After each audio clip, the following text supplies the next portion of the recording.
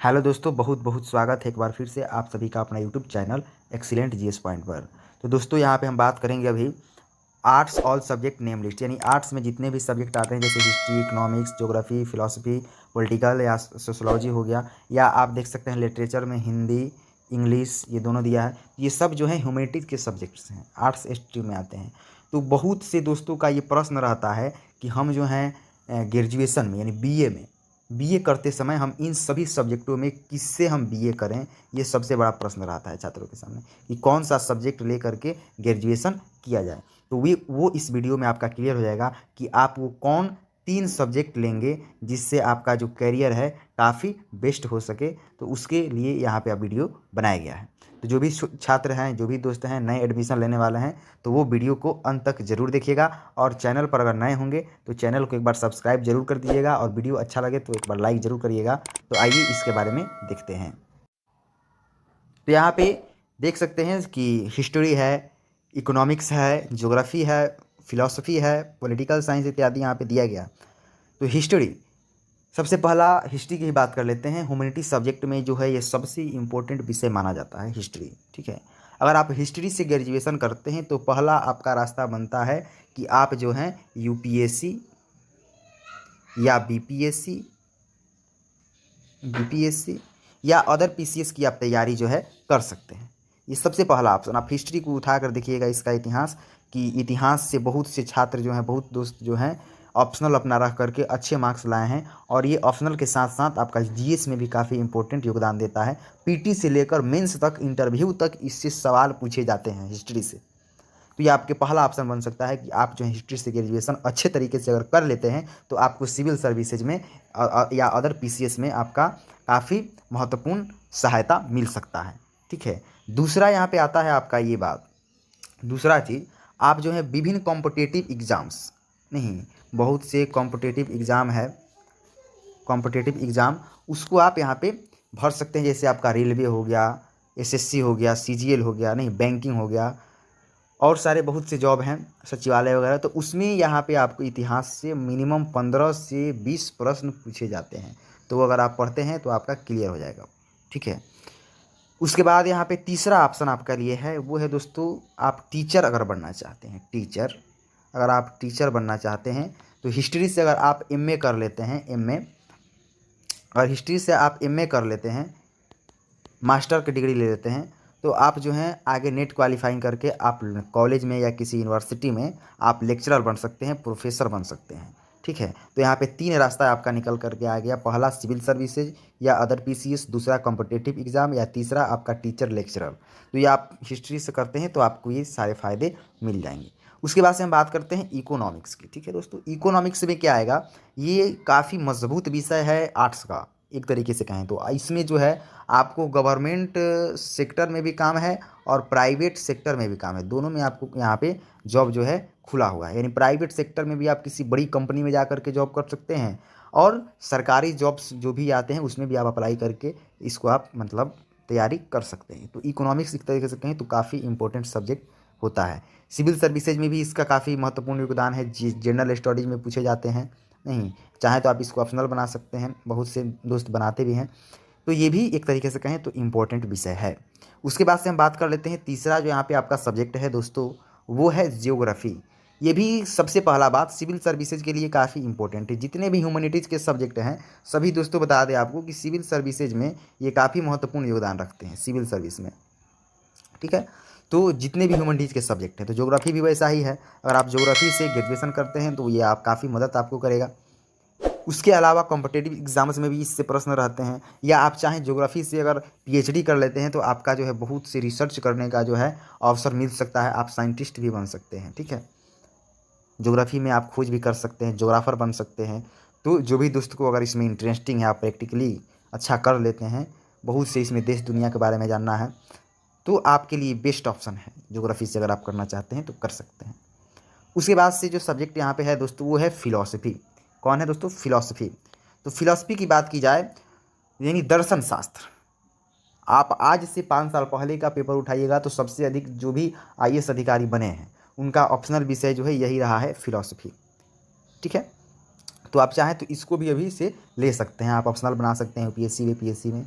खासकर ये जीएस में उतना सहायता नहीं करता है, लेकिन ऑप्शनल के तौर पर आप इसे रख सकते हैं, और कॉम्पिटिटिव एग्जाम्स में भी इसका कोई महत्वपूर्ण योगदान नहीं रहता है। तो ये थोड़ा लूज साबित होता है ह्यूमैनिटीज़ के सब्जेक्ट्स में, लेकिन सभी सब्जेक्ट अपने अपनी जगह पर ठीक है। ओके, तो आप इसको भी लेकर के आप चाहें तो अगर आप इससे भी कर लेते हैं मास्टर डिग्री, कोई एमए या पीएचडी, तो प्रोफेसर, तो आप जो है इससे भी कर सकते हैं फिलॉसफी से। नहीं, इसके बाद जो आता है दोस्तों वो है आपका पॉलिटिकल साइंस। ये भी काफ़ी इम्पोर्टेंट विषय है, ह्यूमैनिटीज़ के सब्जेक्ट्स में बहुत ही महत्वपूर्ण योगदान रखता है पॉलिटिकल साइंस।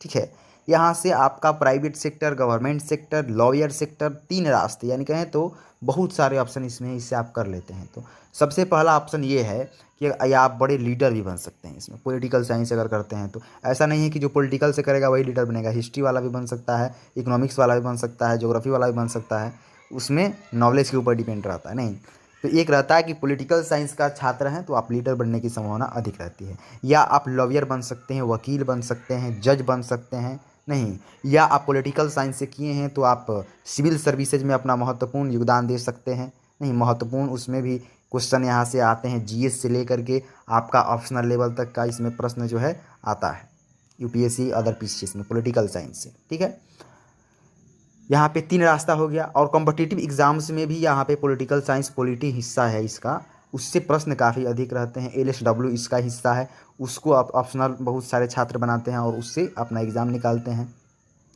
तो बहुत सारे यहाँ पे ऑप्शन आपके पॉलिटिकल साइंस से निकल कर आते हैं। पहला ये आपका ऑप्शन हुआ कि पहला तो आप जो हैं बड़े लीडर बन सकते हैं, लीडर।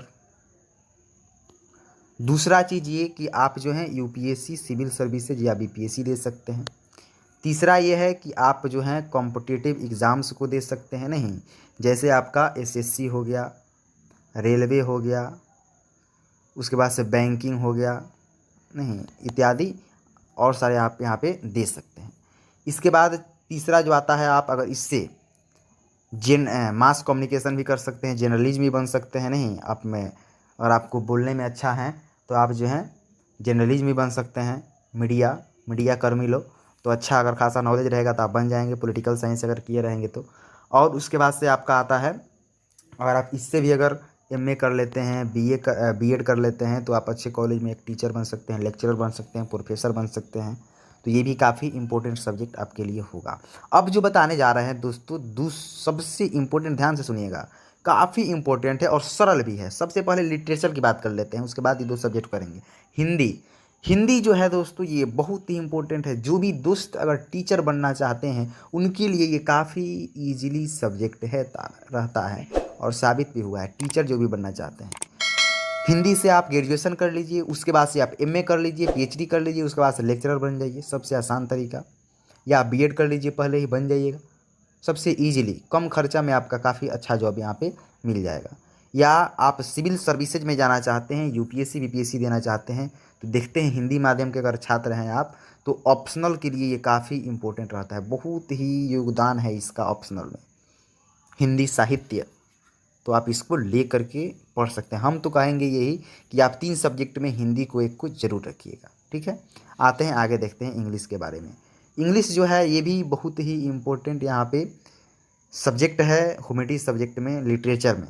जो भी छात्र इंग्लिश विभिन्न देशों में जा कर के बोलने का, पढ़ाने का, यहाँ पे अगर आपके पास क्षमता है, इंग्लिश में अच्छे पकड़ हैं, तो आप विदेशों में जा कर के प्रोफेसर बन सकते हैं, लेक्चरर बन सकते हैं। नहीं, नॉलेज आपके पास अगर है तो विभिन्न प्राइवेट कंपनीज़ में आप जा सकते हैं इंग्लिश से किए हैं तो।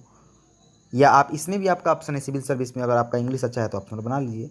हाँ, लेकिन इसका कोई इंग्लिश का जो है ज़्यादा योगदान उसमें नहीं रहता है, तो बहुत कम छात्र ही इसको लेते हैं।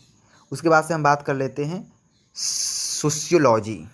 सोशियोलॉजी जो है ये भी दोस्तों काफ़ी इम्पोर्टेंट सब्जेक्ट है ह्यूमैनिटीज़ के सब्जेक्ट में, यानी समाजशास्त्र, समाज के बारे में, समाज की रूपरेखा, समाज में जो रीति रिवाज हैं उसके बारे में जानकारी यहाँ पे मिलती है, तो आप इसको भी अपना सब्जेक्ट बना सकते हैं। इसके बाद आते हैं साइकोलॉजी, मनोविज्ञान, यानी मनोविज्ञान। देखिए बहुत सारे दोस्त मतलब ये जिनका रुचि होता है कि दूसरे को हम भावनाओं को समझें, मनोविज्ञान यानी मन का विज्ञान, दूसरे के मन को आप समझ सकते हैं। अगर अच्छा से अगर अध्ययन किए हैं तो आप इसको अच्छा से दूसरे को मन को आप समझ सकते हैं कि दूसरे के दिमाग में क्या चल रहा है भी, आप मतलब आप पकड़ लेंगे अगर आप साइकोलॉजी पढ़े हैं तो।